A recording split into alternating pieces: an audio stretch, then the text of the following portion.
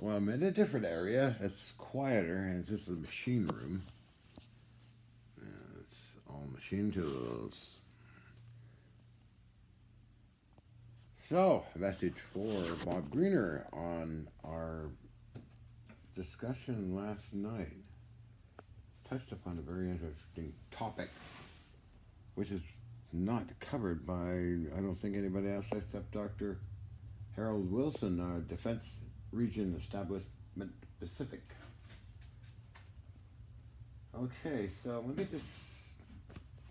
There's drawings of it on SlideShare, that portion,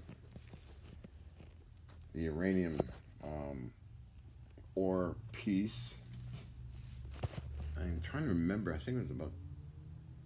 It's a fairly good chunk of it.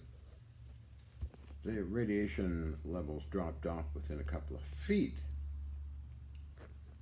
and it was very quiet. It was a Geiger counter, so it's interesting how that operates. So yeah, so the sample was inside of a large, round, non-magnetic stainless steel ball out of a valve, and it had a window on it where it's machined out, and just a little hole there so that the rays could go out. That was actually, let's see, it had a flat spiral spark gap system on it and a Jacob's ladder system with it. George called it the spiral spark gap. You can see pictures of it. It's fairly accurate. And next to that, I had a radar transceiver, basically. It was called device 15 by 17.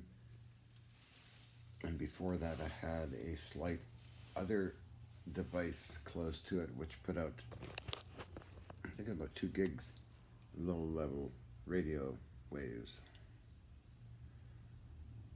And I had around that, of course, later on, and then again in the apartment, 3 magnetic cores, which I could, electromagnets, which I could vary the magnetic field by variacs, as well as the frequency going in.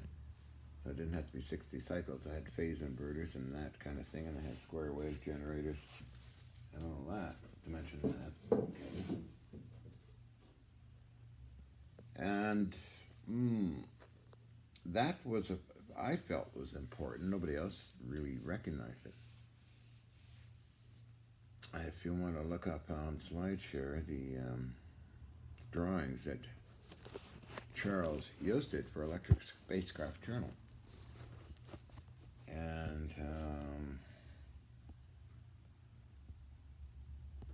interesting configuration.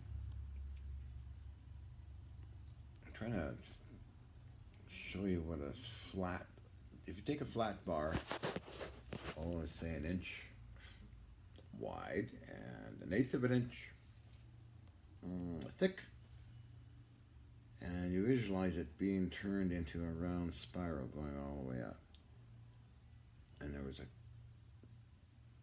an angled piece of metal with a ball on it, which would produce sparks onto that spiral. Within an electrostatic field and a magnetic field, it was rather interesting. So it's interesting you touched upon that late last night. In the apartment, set up basically the same. I did have a lathe in the apartment, believe it or not. Yes, I did. I think it weighed about 400 pounds. But I mounted the lathe on a half sheet of plywood with rubber in between, and then another sheet of plywood, and then rubber in between, and the final sheet, so that you wouldn't hear it when it's in operation. I did a lot of machining in that apartment. Did I have a drill press? Yeah, I did. stuck in that place for too long because, I don't know, I got a lot accomplished with TV shows and interviews and Michael McCardle and Fox TV and Discovery Channel networks, plus others. But I'd like to know what, because we talk by email or Skype or whatever, messages about all this stuff. I think it's kind of intriguing that you would think it's important. So did Dr. Harold Wilson. Now remember, all this is in a field of electromagnetics, electrostatic, and all kinds of things. High pulse DC. Bang, bang, bang, bang, bang, bang, bang. Like that. Not the big, slow 60-minute explosion bangs. Didn't have that in the apartment. Anyway, just wanted to touch upon what we're discussing. I think it's kind of intriguing stuff. I would think so. Anyway, I'm just thought I'd bring that up. I can always machine, if I can't find a valve that size, I can always machine a ball out.